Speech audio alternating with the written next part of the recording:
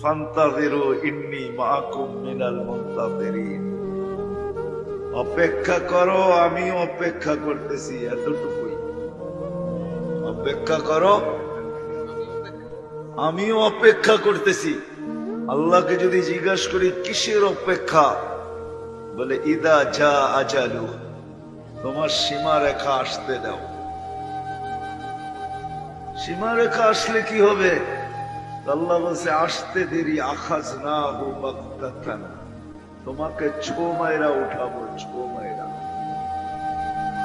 যদি আল্লাহকে বলি আল্লাহ টেকনোলজি প্রতিরোধ চতুর্দিকে থেকে গর্ব, তুমি কি করে উঠাবে?